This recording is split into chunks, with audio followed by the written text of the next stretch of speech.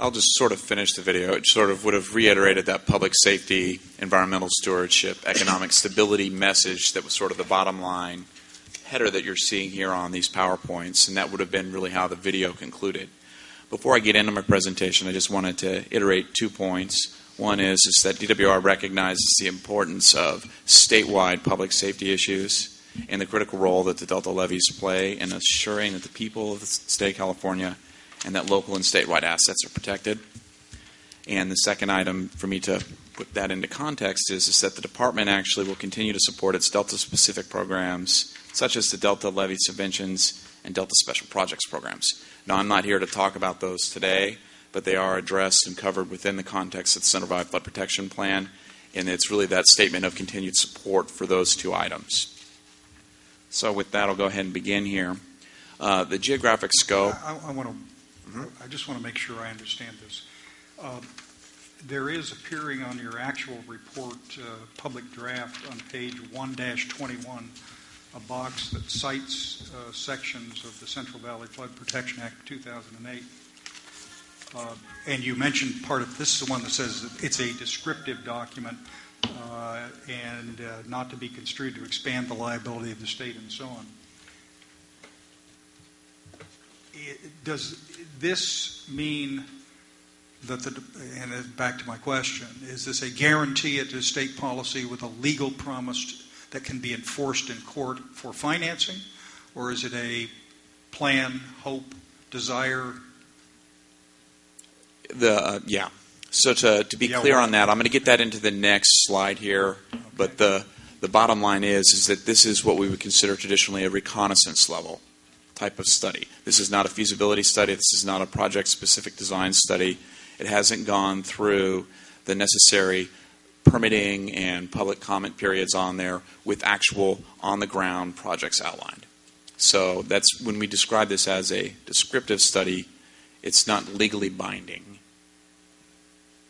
The first step in actually going through, I'll address that again on the next slide here, is really to outline what are the needs for the state as far as from an investment standpoint. And by first coming up with a high-level set of investments, we can go through and actually have a starting point to start talking about the financing, what is the available revenue that's out there for locals, and based on that, that'll help shape what the individual specific projects, both at the system-wide level and local projects, will look like. So with that, the first slide I have up here focusing on the geographic scope just reiterates the point that we're really focusing on the lands that are protected by the state plan of flood control facilities. Now, in some cases, there will be lands that are protected by levees that are state plan of flood control that are also protected by, those same lands will be protected by levees that are not state plan of flood control.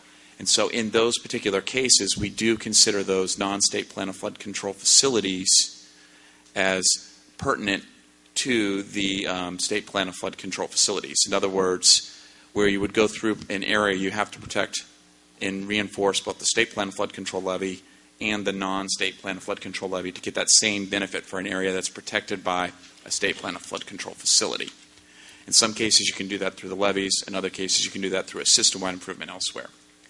The next major point I have up there is that the plan really focuses on the major flood management reservoirs and facilities. So this isn't just about levees. We do actually go through and talk about the channels, these are the bypasses. Upstream discussions primarily. Right. These are the upstream discussions, except for when you get down into the Delta, you get into the Yolo bypass, and then in the South Delta, the plan does actually advocate for a South Delta bypass, which would be often referred to as the Lower San Joaquin bypass. But that's where those items fall into. And the plan also goes through and talks about the need for coordination with other flood management efforts and related resources. So before I had prefaced my presentation here that the department is going to continue to invest in its Delta Subventions and Delta Levees programs, these are ongoing efforts that actually predate the plan and are activities that are outside of the scope of the plan. So this, Phil, gets to your next question here, sort of talking about the level of detail of the plan, where we describe the plan as a descriptive document, and the cartoon that I have sitting off here on the left-hand side of this figure shows the difference really between a reconnaissance level study, a feasibility study, and project-specific details. And when you get into the world of authorizations and actual project design, you have to actually go through project-specific designs after you've gone through and done a cost justification or a feasibility type study.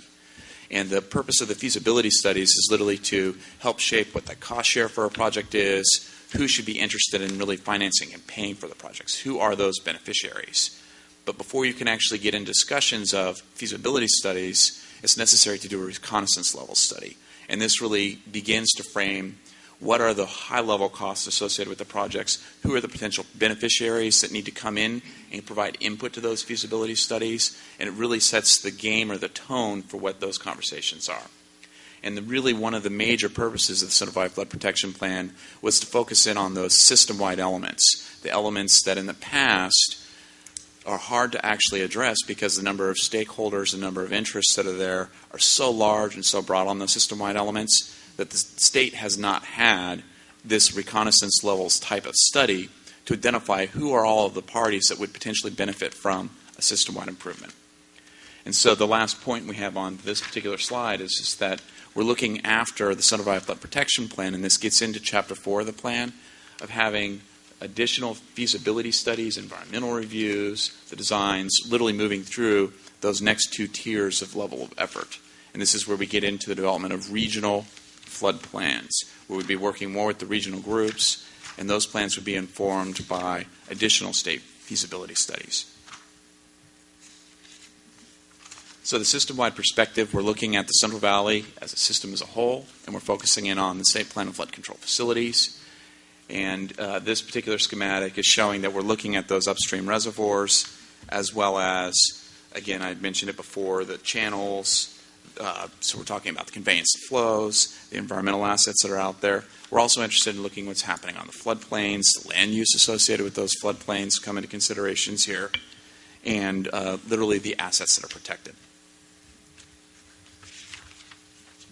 So this next slide I have up here is one that is sort of, instead of calling it Risk 101, I like to refer to this as Risk 201, where traditionally people have probably heard that risk is a probability times a consequence. Well, I like to actually describe risk as actually the product of an hazard, literally what is the natural threat that could actually exist in the system, the actual exposure, why would we care about what potentially could happen out there, the actual performance of the system. So these are the actual flood management actions, activities out there that help reduce that risk. But we want to talk about what is the current level of performance associated with the system. And then finally, what are the consequences? When the system actually does fail, what really happens out there? So this is a little broader, more in-depth view of looking at how risk goes. But these were the basic fundamental concepts that the department has been working on and are actually described in the plan. So when I get to the next slide here, I wanted to talk about the exposure. So in the plan, we've really highlighted that there are currently today over 1 million people that are at risk, meaning they are exposed to potential flooding in the Central Valley of California. And there's over $69 billion of assets sitting out there. And then I've also listed that these assets are distributed between urban, small communities, rural agricultural areas. Does that include the Delta? That does include the Delta. And in these areas, we also like to look at the critical habitat out there. And then I've listed some of the high-level habitat types out there. But the terrestrial habitat, the riparian habitat, the semi- or tidal habitat environments, as well as the aquatic habitats. And as we go through and develop the plan, the focus is we had to be aware of what this potential exposure was. But this does not imply that during any one given flood event that all 100 or all 1 million people or all $69 billion of assets are affected. So this is why I've brought this into the exposure bin. And then the map that I have described here, which might be a little hard to see, but it's gone through and it shows you the present dollar value associated with the areas protected behind state plan flood control facilities. And so I want to actually append my answer for Joe's question, includes some of the areas of the Delta. And you can see this most clearly on this map here, is the areas that are protected by state plan of flood control facilities in the Delta were actually included in here. But it doesn't include the areas of the Delta that were not protected by state plan of flood control facilities. So some of that interior swath. And I'll have a more blown up map here in a second. It gets into a little bit more detail there. But you can see the relative values. You get into the urban areas. The colors on the map indicate really a combination of what the structures are that are sitting out there presently, as well as the crop values that are sitting in some of these rural areas. And then the dots in the maps, where you have that cluster of purple dots sitting around Sacramento and Stockton, that's representing thousands of people for each one of those dots. And so that's literally giving you a feel for the density of the urban population and the life risk that's out there. So when we develop the plan, we like to actually talk about two metrics. Literally, what are the economic assets out there, as well as what are the people? And we don't actually attribute a dollar value to the people out there.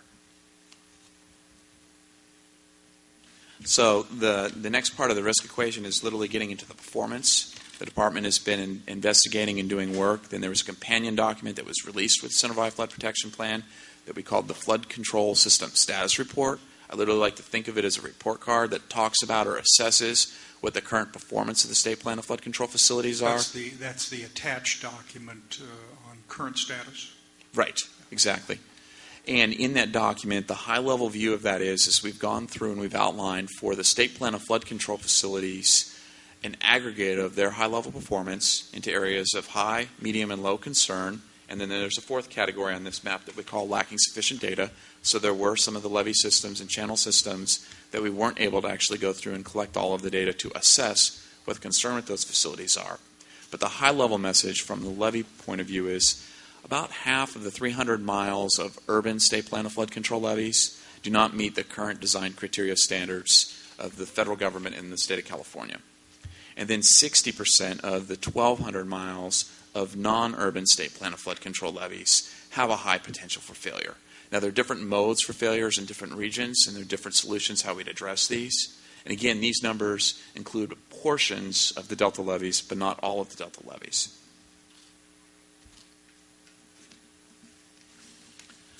So the next slide I have here is just a high-level summation of what we did in the plan, and I'll walk everybody through this graphic. In the video, we talked about the primary goal of the Center Valley Flood Protection being the reduction of life loss and damages due to flooding. So it's literally that public safety flood risk is what we're addressing. So in this graphic, the bottom axis represents basically improvements to public safety. As you move further to the right in the graphic, you've actually accrued more benefits. So currently today, the Central Valley's flood control system sits in a low range. We don't have a lot of benefits sitting out there right now, and so our goal is to basically advance somewhere to the right on this graphic. The axis that moves up and down, so in the Y direction, in the vertical domain, represents what we consider supporting goals. This is where we represent the benefits associated with improvements to the environment, water supply, the actual efficiency of the system. And as you move up this axis, we've accrued additional benefits for the state of California.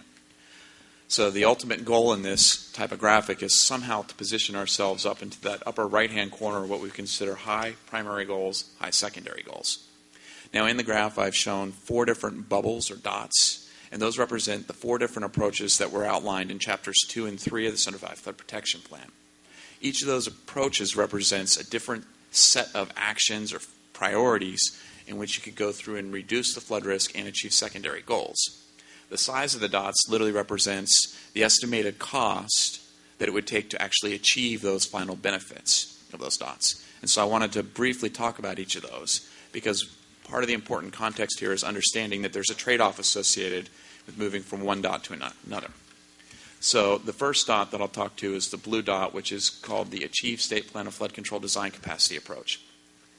The estimated cost associated with this approach, the state, the locals, the federal government, all in, everybody working together, would need to raise $19 to $23 billion to literally restore the levees to their design profiles and conditions as they were built or really documented in 1955 and 1957. So the historical context here is when the State Plan of Flood Control was enacted, the state of California did it in 2 processes. And in 1955, the state actually provided assurances to the federal government that we would go through and adopt portions of the San Joaquin River Basin levees and create a literally San Joaquin project. And I'm using that term lightly. There's an actual full name for that. But in that, that's when the state provided the assurances that we would get that first half of the system. And then in 1957, the state of California then provided additional assurances to the federal government to get the Sacramento Rivers system. And so when we're going through and talking about achieving the state plan of flood control design capacity, this is restoring the levee heights, restoring the actual channel capacities in both of these basins to those decades-old design standards.